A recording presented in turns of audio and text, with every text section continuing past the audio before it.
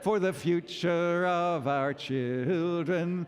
Days are breaking in my soul. Last time, bright morning star. Bright morning star arising. Bright morning star arising. Bright morning star arising. Days are breaking in my soul. Beautiful singing.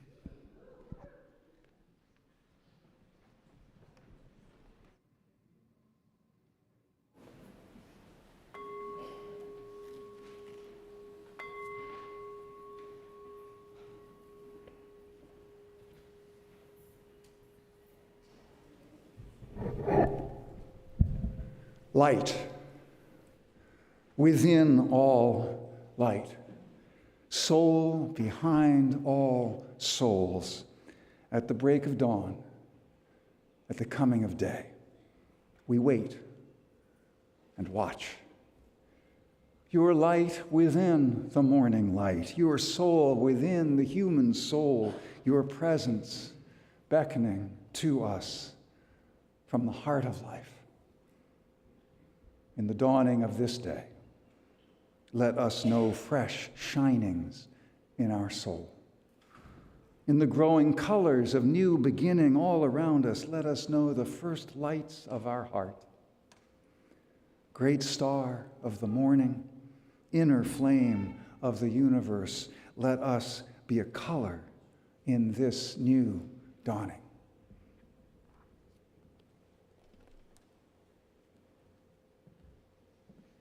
Good morning, everyone. Welcome to Eno River Unitarian Universalist Fellowship in Durham, North Carolina. I'm the Reverend Jim Lewis, and whoever you are, wherever you are from, whatever your race, your gender identity, whomever you love, and wherever you are on your spiritual and meaning-making journey, we welcome you here today. So, one of our customs, we welcome you here today too. I hear you. I love it.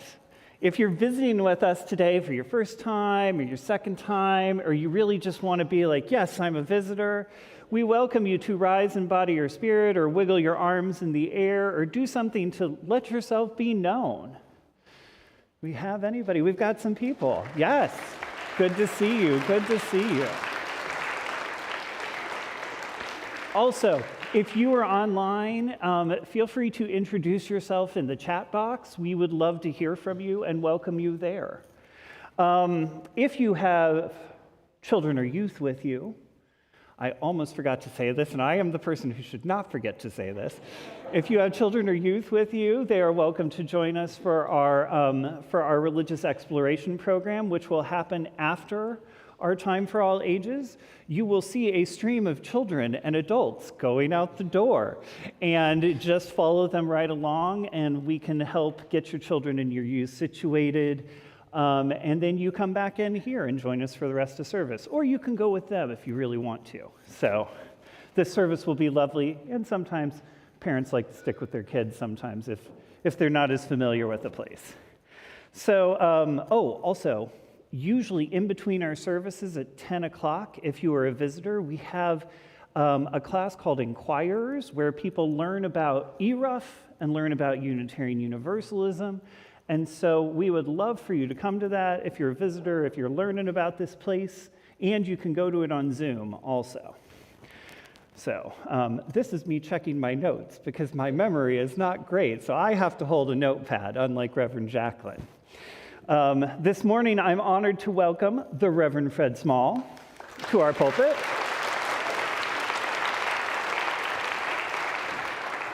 He is a Unitarian Universalist pastor, a singer-songwriter, and a former environmental lawyer. He currently serves as Minister for Climate Justice at the Arlington Street Church in Boston. So, also, after service today, you won't find him in the receiving line. You will find him in the fellowship hall. So if you want to say, oh, thank you so much, go past me to the fellowship hall, where he will be selling copies of this children's picture book that he wrote the lyrics of, which he will be singing for us today. So you will find him there.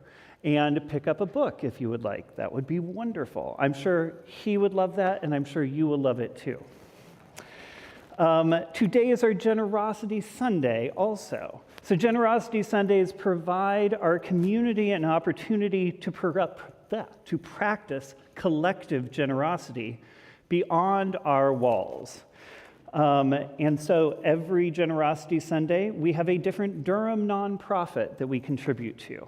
The recipient today is going to be Durham Freedom School. And we hope that you will consider donating later during our offering. So now would be a good time to turn off any devices you might have on your person. We'll take a moment to center ourselves. And with that, we will welcome Denise Rosen, the project director at Durham Freedom School, and she's going to tell us more about them as they are a Generosity Sunday recipient today. Good morning, everyone. I probably don't need a mic, do I? But I want to thank you for the invitation to speak with you and then share a little bit about Freedom Schools. I've been given 4 minutes, and I can talk about Freedom Schools all day long. But I'm going to make the best of these 4 minutes and just kind of tell you a little bit about what we're doing here in Durham and a little bit about me. Okay, I am a retired teacher from Durham Public Schools. I retired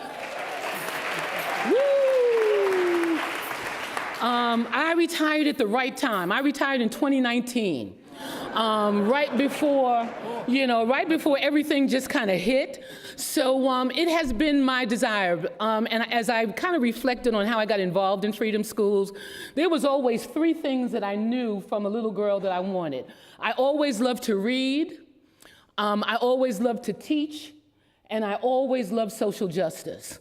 So when I got bitten by the bug in 2013 with Freedom Schools, because I started off doing Freedom Schools for Durham Public Schools in 2013, 14, and 15, and then I made a vow to myself that when I left, I was going to try to bring this program back to Durham. So last year, yay, was the first time that we had a Freedom School program here in Durham. Reverend Donna Banks at Epworth United Methodist Church gave us the space, and we were able to serve 50 elementary school children last summer. And unfortunately, I didn't bring a picture so that you could see my kids, but we had a fantastic summer. Just a little bit about Freedom Schools. It is a literacy-based program. I see that you've got books here, but we offer books through Children's Defense Fund, wonderful books that children will read. The curriculum is already in place, and they serve children between the grades of K and 12. However, here in Durham, we've only done elementary, but guess what? This year, we're adding on middle school. So we're going to have a middle school program over at Shepherd Middle School, and we're going back to Epworth to do our elementary program. So kind of what we're doing right now is in preparation for, so that you'll know, and I don't know, you can always go to the website and find out about Children's Defense Fund. But one of the things that really kind of captured me in the whole movement, because we call Freedom Schools a movement, is that it started in the Civil Rights Movement.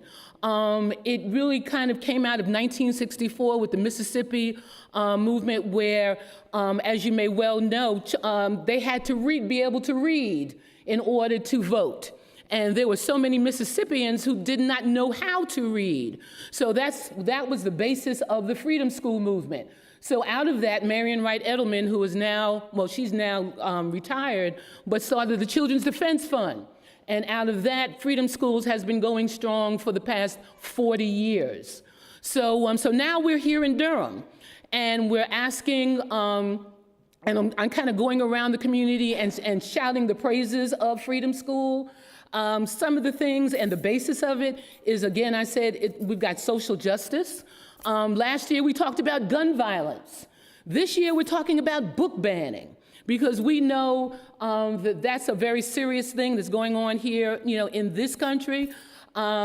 We have college students who work with us every single summer. We call them SLIs, servant leader interns, who work with each of our children and take them through the facilitation of these books. And these books have a theme every single week. I can make a difference in myself. I can make a difference in my family. I can make a difference in my community. I can make a difference in my world. So for every week of those 6 weeks, they're reading, and the activities are based on how they can make a difference and being empowered to make differences in themselves, their family, and their community. And that's what I love, one of the few things I love about Freedom School. We have family involvement, where every week families come together and we do family night. And we serve parents dinner, and we provide childcare, because we don't want any parent to have an excuse that they can't come to family night. And we come together and have a good time, and we eat, and we give them topics that are happening in their community where they can be more involved in their child's education. And sometimes we just do fun stuff. I remember last year we did a family game night, and I think the parents had more fun than the kids did, because we just had together and we laughed and we ate and we just had a great time.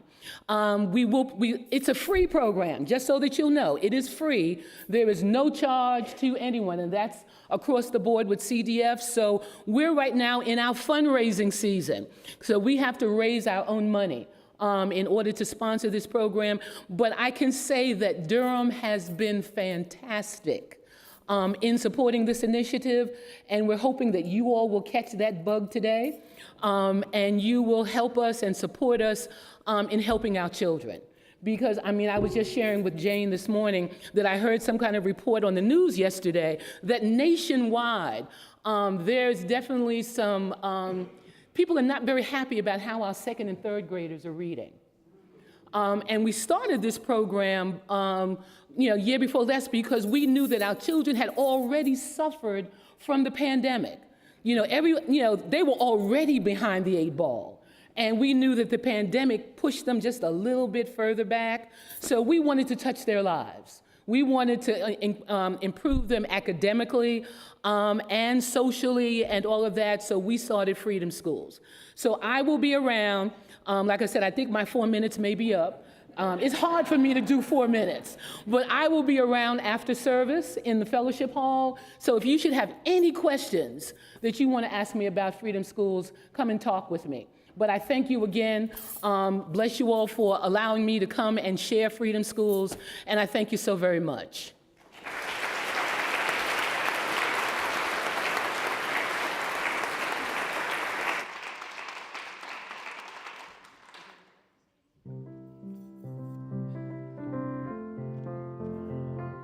I'm going to welcome our smallest and our mediumest and our tallest folks up here for our Time for All Ages. Note we are setting up something because we have a special guest who will be singing our story today.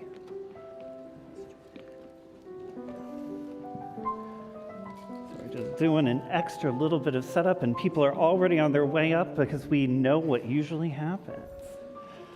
What a great memory y'all have. Y'all need to teach me some of your tips for a good memory.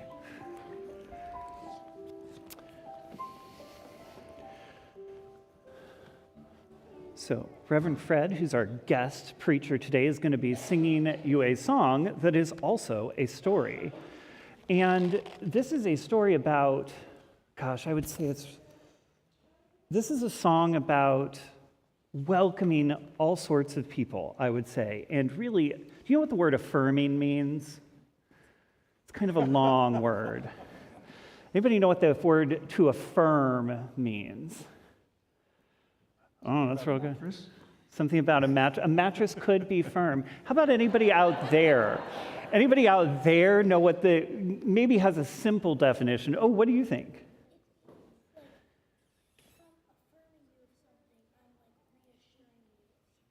Oh, if you're affirming somebody, you could be reassuring them. That is true. So it is would you say it's a positive word? Yeah, it's a positive word. You might reassure somebody. And I think in this case, in this song, it's reassuring people that they are welcome and that they are loved. And that, we're like, yes, be in this space. Yes, you can be good things. You can be anybody you want to be. So with that, I'm going to pass it over to Reverend Fred, and he's going to sing you a little song, and I'm going to turn some pages. Everything Jim said was true, except for one thing. What? He said, I'm going to sing this song for you. And I'm going to sing some of the song for you, but on the chorus, I'm going to ask you to sing along. We have cleared off the table, the leftovers saved, washed the dishes and put them away. I have told you a story and tucked you in tight at the end of your knockabout day. As the moon sets its sails to carry you to sleep over the midnight sea, I will sing you a song no one sang to me. May it keep you good company. You can be anybody you want to be. You can love whoever you will. You can travel any country where your heart leads, and know I will love you still. You can live by yourself. You can gather friends around. You can choose one special one.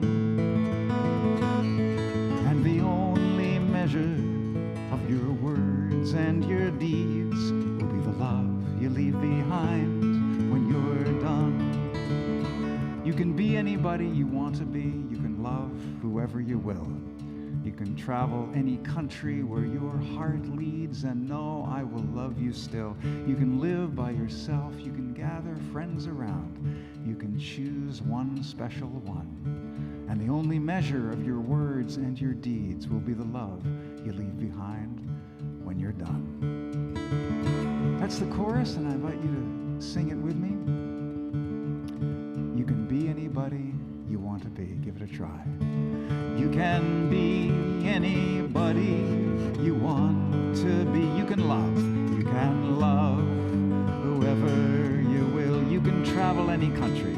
You can travel any country where your heart leads, and know I will love you still. You can live by yourself. You can live by yourself. You can gather friends around. You can choose one special one. And the only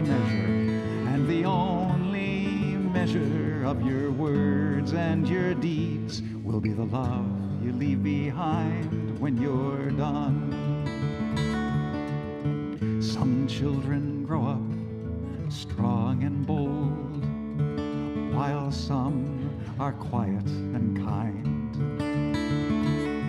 Some race on ahead, some take it slow, some go in their own way and time. Some women love women, some men love men, some leave every label behind. You can dream all the day, never reaching the end of everything possible you'll find. Don't be rattled by names, by taunts, by games, but seek out spirits true. If you give your friends the best part of yourself, they will give the same back to you. You can be anybody you want to be. You can love whoever you will. You can travel any country. You can travel any country where your heart, and know I will love you still. You can live by yourself. You can live by yourself. You can gather friends friends around. You can choose one special one, and the only measure of your words and your deeds will be the love you leave behind when you're done.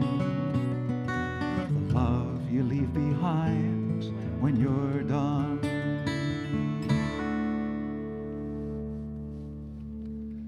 Thank you for singing with me. Beautiful job.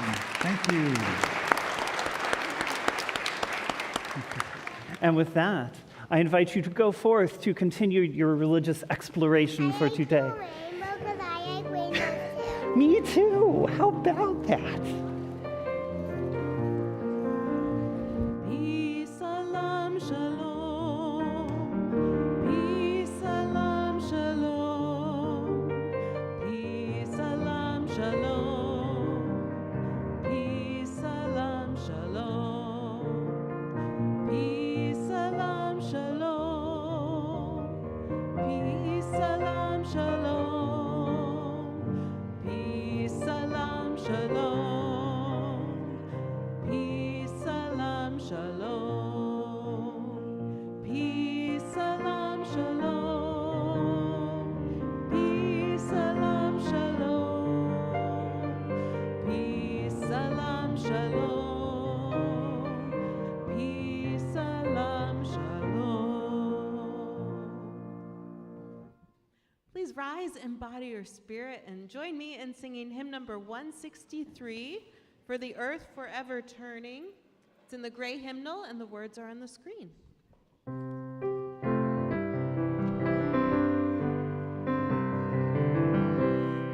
the earth forever turning, for the skies for every sea, for our lives, for all we cherish, sing we a joyful song of peace. For the mountains, hills, and pastures, for the island majesty, for the stars, for all the heavens, sing we a joyful song of peace. For the sun, for rain and thunder, for the seasons' harmony, for our lives, for all creation, sing we a joyful praise to Thee. For the world we raise our voices, for the home that gives us birth. In our joy we sing, returning home to our blue-green hills of earth. And now would you please turn and greet your neighbor?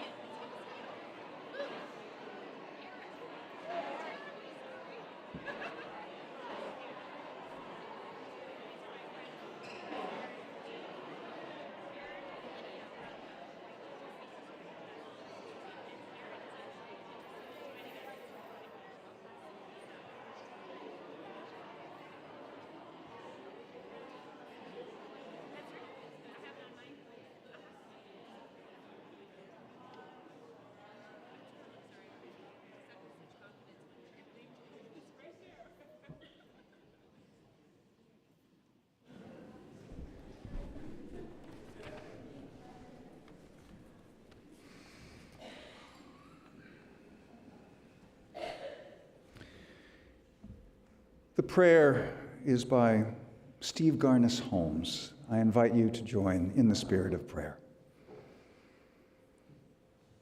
Spirit of life, Holy One, essence and breath of all that is. Take my fear and let it become wonder.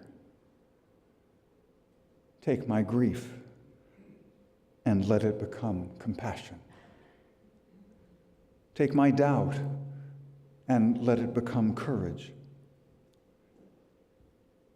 Take my self-centeredness and let it become love. Take my broken heart and let it become my strength. Amen. Ashe. And blessed be. In silence, we descend deeper than words, centering down to the ground of being. During the silence, I invite you to pray, or to meditate, or to contemplate ultimate things.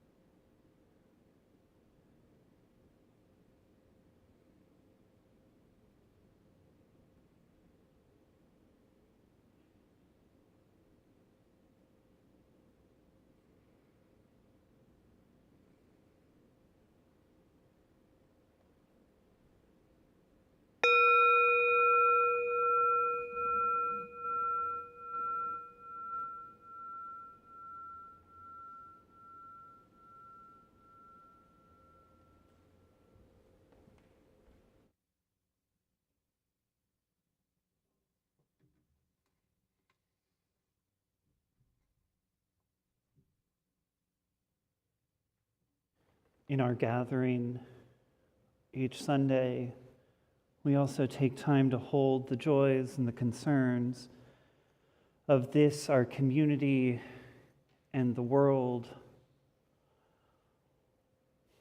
We hold all of those joys and concerns, both the ones spoken and unspoken, that reside within us. We pray for all of those affected by war and conflict and strife throughout the world, such as Haiti and Gaza and the Ukraine. As I often pray, I pray for those in leadership in those conflicts, that they may begin to imagine a different path forward, that they may begin to imagine a path that is creating of love and peacefulness. We also hold those individual pains and concerns and challenges of our community. We hold Barbara Sheline and her family as she needed to return to the hospital this week because of complications from surgery. She is currently receiving treatment and hopes to come home this week. Your cards and loving thoughts are very welcome. No emails or visits just yet. But if you would like to be able to support her and their family with some food, please let me know soon by email at the care@eruf.org email address. That would help their family very much. We also hold those who are experiencing delight and joy and the bubbling of possibility that feels manifest in their life. May we hold that wonder of joy, that possibility of delight, whether it just may bubble up naturally, or it may be from a place of, gosh, I need this joy. I need this resilience in this moment.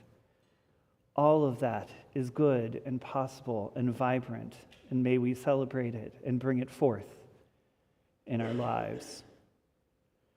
For the possibilities that are here and known, those that are not yet known, and in honor of those sorrows that we hold. Amen, and blessed be.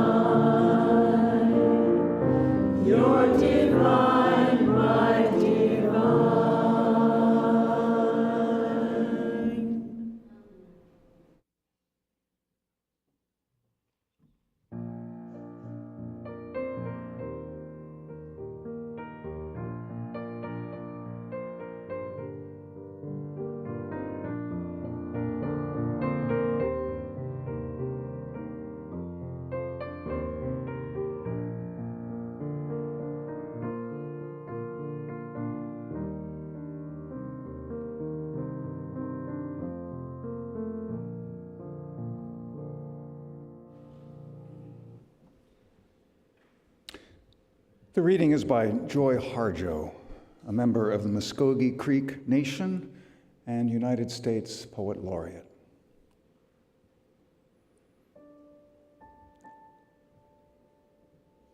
Once, I traveled far above the earth. This beloved planet we call home was covered with an elastic web of light. I watched in awe as it shimmered, stretched, dimmed, and shined, shaped by the collective effort of all life within it. Dissonance attracted more dissonance. Harmony attracted harmony. I saw revolutions, droughts, famines, and the births of new nations.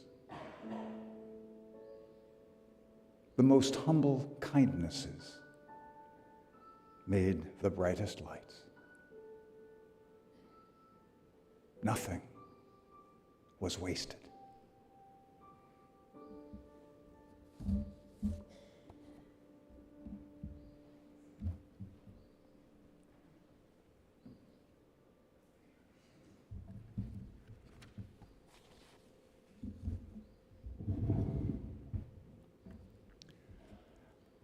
I knew a man once who tried to save a tree.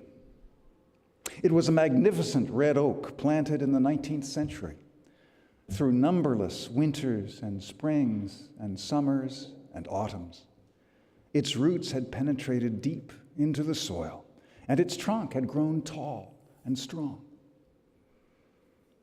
Generations of families and friends and lovers had gathered gratefully in the shade of its broad canopy.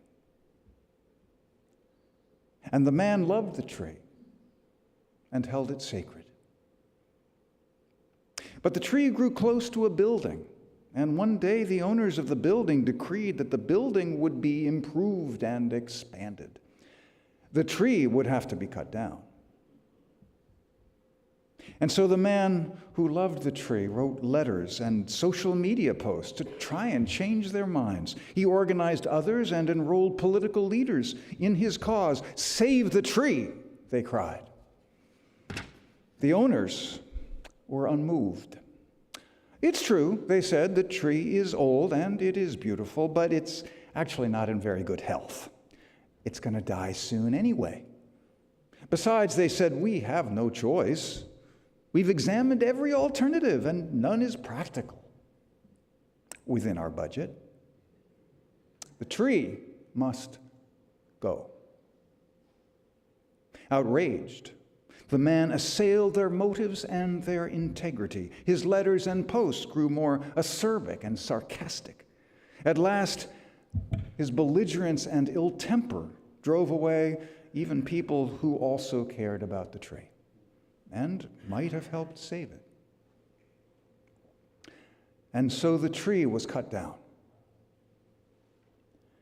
And all who saw its severed limbs couldn't help noticing how healthy they looked. And the man cursed the owners for their stupidity and short-sightedness. This good man who loved trees so profoundly and so passionately had not learned from them. His feverish, frenetic activism was nothing at all like a tree. He championed the sacredness of trees while neglecting the sacredness of human beings, including his own. He knew the worth of trees, but not the peace of trees. Don't we all make the same mistake? At least some of the time. I do. More than half a century ago, the Trappist monk and peace activist Thomas Merton warned, there is a pervasive form of contemporary violence to which the idealist most easily succumbs: activism and overwork. The rush and pressure of modern life are a form, perhaps the most common form, of its innate violence. To allow oneself to be carried away by a multitude of conflicting concerns, to surrender to too many demands, to commit oneself to too many projects, to want to help everyone in everything, is to succumb to violence. The frenzy of our activism, Merton said, neutralizes our work for peace. It destroys our own inner capacity for peace. It destroys the fruitfulness of our own work because it kills the root of inner wisdom, which makes work fruitful. The frenzy of our activism destroys our inner capacity for peace and the fruitfulness of our work. Actually, Thomas Merton was lucky. He died before Twitter. Twitter, now technically X. Twitter, that twilight zone of snark, contempt, occasional inspiration, and permanent outrage, where I, for one, have wasted far too much of my time. It's easy to be punitive and make others disposable. Caution Tom DeWolf and Jody Geddes in the Little Book of Racial Healing. The difficult task, they say, is in telling the truth in ways that seek healing and transformation. We are beset today by a host of daunting challenges, all of them urgent and interconnected, many seemingly intractable. From patriarchy to white supremacy, from public corruption to secret abuse, from anti-Semitism to Islamophobia to transphobia, from gun violence to armed insurrection to all-out war, from mass incarceration to mass extinction. It is natural for us to feel grief, anger, fear, and despair. I am a climate justice activist, not exclusively, but that's primarily where I am placing my energy these days. Despair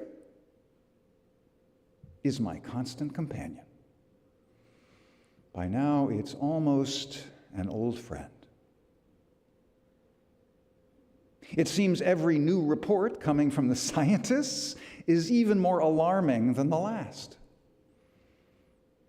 As Lily Tomlin once observed, Things are going to get worse before they get worse. The realization that it's too late to prevent significant global warming, too late even to prevent vast suffering, has had a surprising effect upon me. Instead of making me more anxious and agitated, somehow it has calmed and steadied me. For decades, as a climate activist, I felt like I was in a rowboat above a thundering waterfall, rowing frantically to keep from going over the falls. Well, the boat is going over the falls. We are plummeting, tumbling, crashing into the unknown at vertiginous speed, and yet somehow at the same time, in slow motion. Terrible things are happening. Terrible things will happen.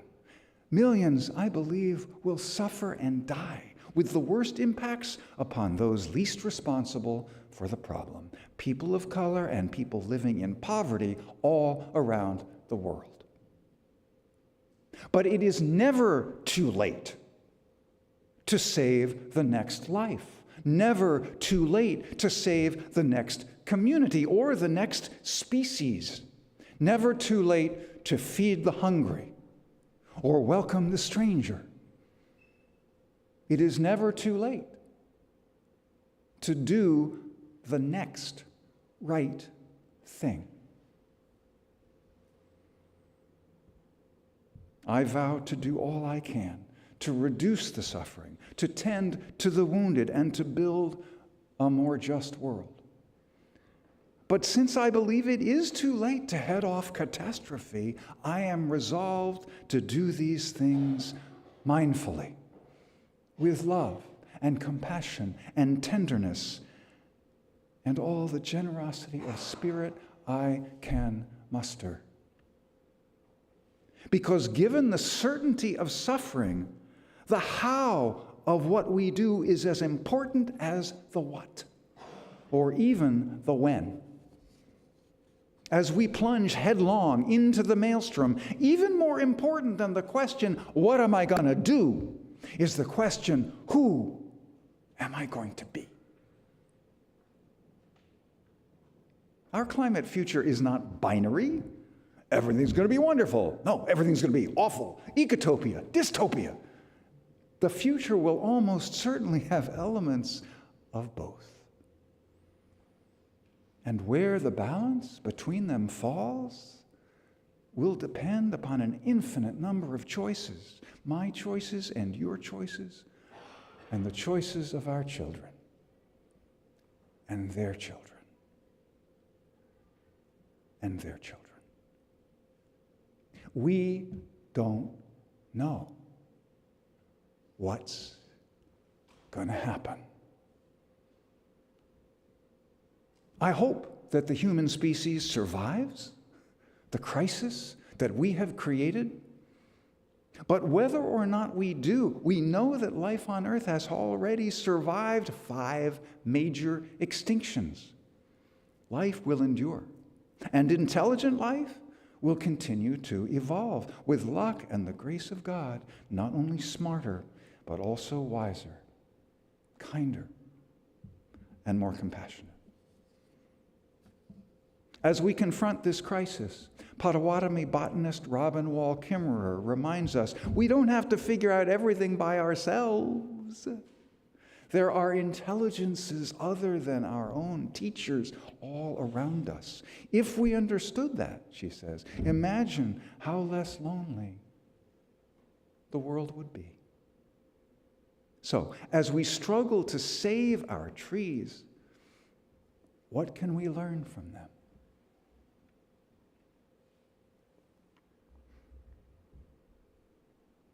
First of all, hydrate.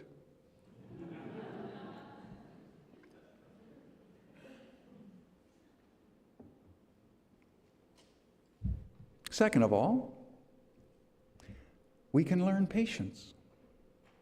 When we are in mortal danger, patience can be hard to cultivate. Trees can teach us. Trees take the long view.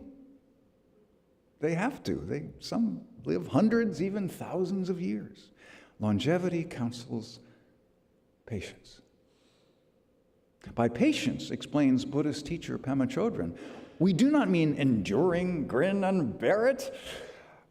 In any situation, instead of reacting suddenly, we could chew it, smell it, look at it, and open ourselves to seeing what's there. The journey of patience, she says, involves relaxing, opening to what is happening, experiencing a sense of wonder. To be patient means to slow down. On an exposed cliffside in the Canadian Great Lakes, there's a white cedar that has taken 155 years to reach the towering height of 4 inches. That's taking it slow. Even when a tree is under threat, it responds slowly. When a caterpillar begins to chew on an oak leaf, it can take an hour before defensive compounds reach the leaf to repel the pest. The hectic pace of humans takes a toll on our activism, our relationships, and our souls. We can be peaceful in our fervor, insists Charles Eisenstein, and patient in our urgency. In a society hyped up on hyper-individualism, trees remind us of the interdependence of all beings. Far from the solitaries they may appear sometimes, trees are deeply embedded and active in a community of interconnection, which forest ecologists sometimes playfully call the wood wide web.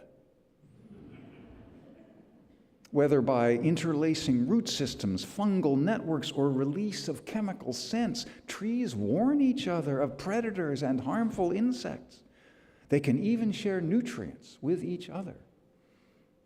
According to ecologist and Shimshian native Dr. Teresa Ryan, when a tree in a warming forest dies, it donates its carbon not to its own offspring or even to others of the same species, but to the newest arrivals in the forest, those most likely to survive.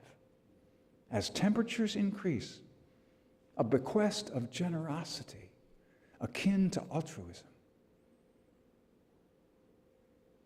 Trees model for us the power of commitment, of choosing to be rooted in one place. Because when a seed takes root, it makes a lifelong commitment to that spot. There it must adapt or die. Our commitments as human beings need not be absolute, but they call us to strive and to struggle, to honor our relationships, our communities, and our principles. Commitment demands persistence. Trees persist through high winds, torrential rains, heavy snowstorms that bend their branches, and ice storms that break them. If you've ever seen a tree clinging to seemingly naked rock, its root tips stretching to every particle of soil, sucking in the tiniest droplet of moisture, you know what persistence looks like. Trees teach us to live with loss. Every fall, deciduous trees surrender their leaves to the forest floor, enriching the soil not only for themselves, but for all who share their ecosystem. And trees endure the deaths of their companions. From wind, fire, storm, disease, logging, and old age. Trees embody the perfection of imperfection Admiring an old maple one time in Connecticut, I was struck by its sinuous beauty. And looking more deeply, I realized its beauty lay precisely in its irregularity, its imperfection. Had it been perfectly straight, perfectly uniform, perfectly symmetrical, it would have been grotesque. Only human beings make things that way. God knows better. Maybe I too could accept my imperfections as a mark of beauty. We teach what we most need to learn. When I spend time with trees, I sense their humility, their kindness, their love. I used to think it anthropomorphic to ascribe human attributes to non-human beings, but I no longer think so. Actually, now I think it's anthropocentric to think so. So there. We're all sentient beings. We know that plants feel pain and distress. Why shouldn't trees, in their own way, feel love? If you doubt that, I invite you to spend more time with trees, touching their bark, gazing up at their leaves, and just listening. Trees have been among my wisest and most reliable teachers. As a child, Howard Thurman, who would grow up to become one of the great preachers of the 20th century and a spiritual advisor to Martin Luther King Jr. As a child, he discovered a unique relationship with an oak tree in his backyard in Daytona Beach. I could sit my back against its trunk, he recalled, and reach down in the quiet places of my spirit, take out my bruises and my joys, unfold them, and talk about them. I could talk aloud to the oak tree and know that I was understood. It too was part of my reality, like the woods, the night, and the pounding surf, my earliest companions, giving me space. Today we need love more than ever. Climate and racial justice advocate Mary Anais Hagler confesses that love is what keeps her going. I don't mean any simple, sappy kind of love, she declares. I mean living, breathing, heart-beating love. Wild love. This love is not a noun. She is an action verb. She can shoot stars into the sky. She can spark a movement. She can sustain a revolution. I love this beautiful, mysterious, complicated planet we get to call home. I love that nighttime symphony on steamy southern nights when the frogs croak and the crickets sing and the owls hunt. I love the delicate feel of honeysuckle petals and the warm, grainy earth and dewy grass on my bare feet. This love is strong enough to break through the terror. She is hot enough to burn through anger and turn into fury. She can shake you out of your despair and propel you to the front of the battlefield. It's a love that can also, even in the teeth of these most insurmountable odds, give me hope. If I am brave enough to accept it.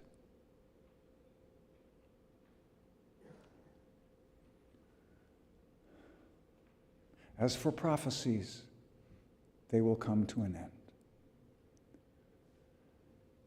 As for tongues, they will cease. As for knowledge, it will come to an end. But love never ends. I'll let the trees have the last word. With the assistance of their friend and interpreter, the late poet, Mary Oliver. Technically, We Unitarian Universalists don't have saints. But if we did, I expect Mary Oliver would be among them. When I am among the trees, especially the willows and the honey locust, equally the beech, the oaks, and the pines, they give off such hints of gladness. I would almost say that they save me, and daily. I am so distant from the hope of myself, in which I have goodness and discernment, and never hurry through the world, but walk slowly and bow often. Around me, the trees stir in their leaves and call out, "Stay a while." The light flows from their branches, and they call again. "It's simple," they say. And you too have come into the world to do this, to go easy, to be filled with light,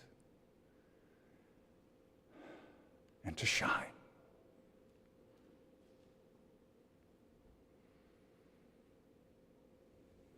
Amen. Ashe. And blessed be.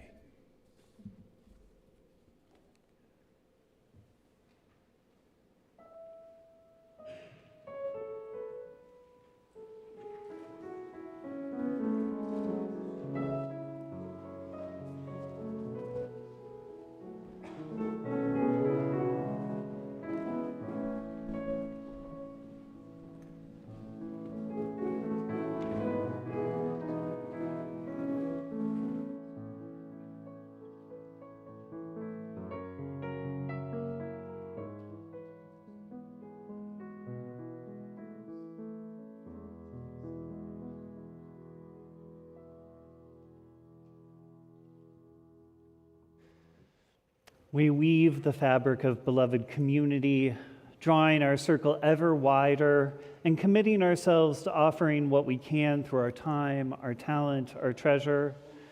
And we also cultivate these hearts of generosity toward the upliftment of our mission, our vision, and our work in the world. If you would like to give as part of the offering today, our ushers will be coming forward with pouches. You could also give virtually, and also in your pews, there are little cards with QR codes that you could use. And also, if it's still a little bit that season of Pledge Month, so if you need to pledge and you remember, there's a code for that on the other side. And a very important reminder that this Sunday is Generosity Sunday, so donations will be going towards Durham Freedom School. With all that said, to the BCC and our offering.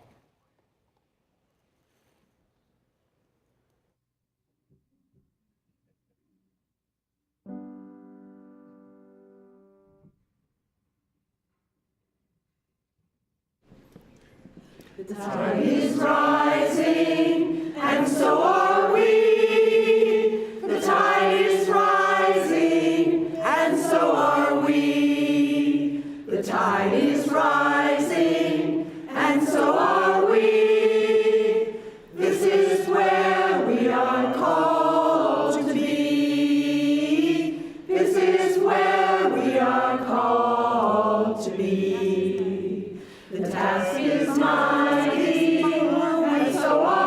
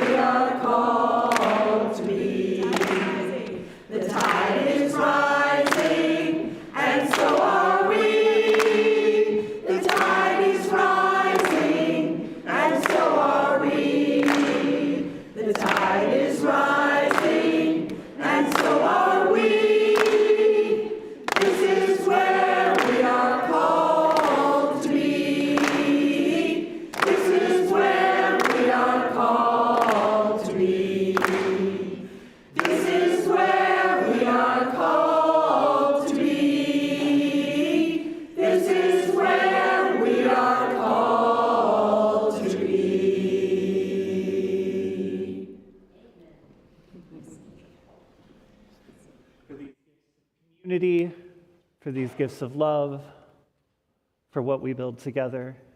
Thank you and blessed be.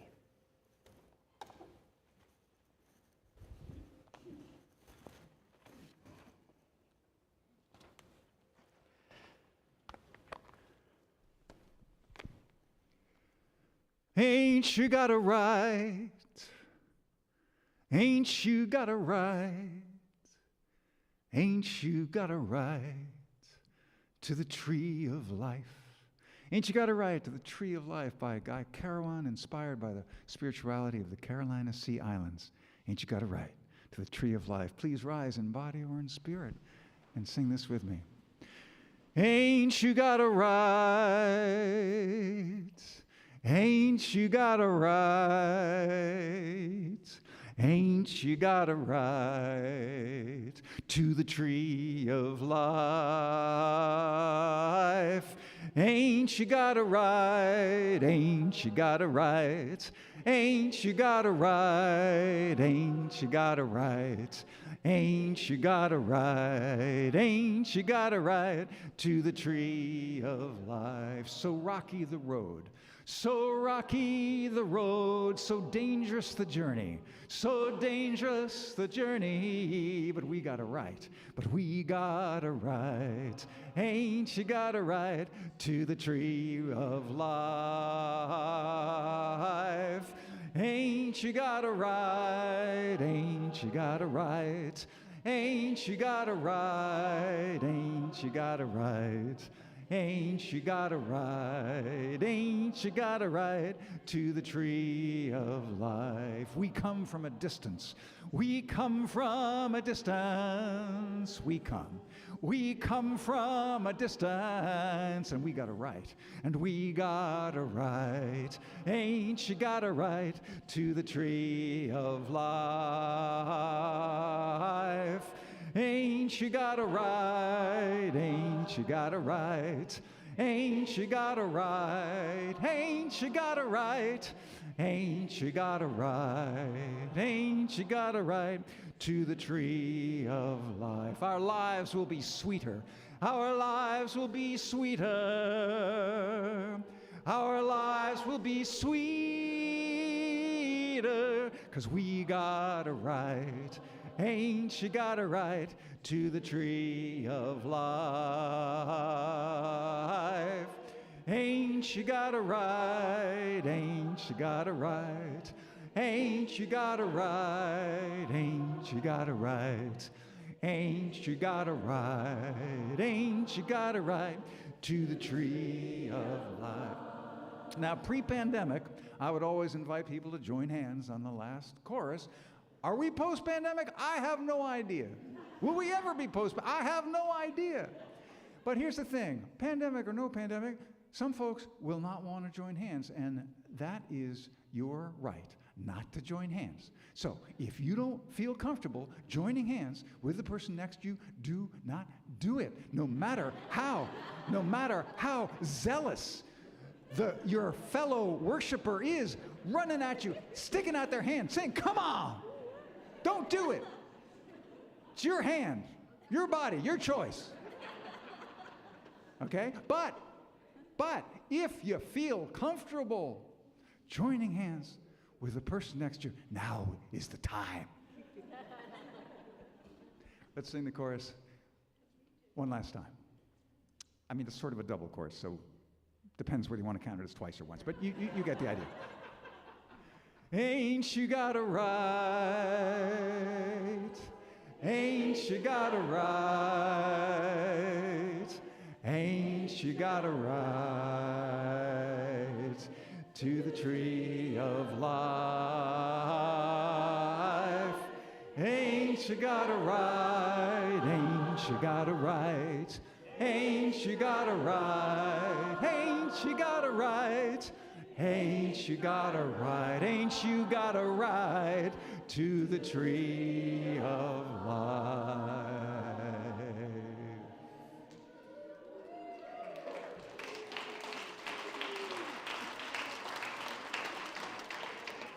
Let go. Let go of the place that holds Let go of the place that flinches. Let go of the place that controls. Let go of the place that fears. Listen. The wind is breathing in the trees, moving through the dark night. I practice courage, accepting the vastness of what I cannot see. Amen. Ashe. And blessed be.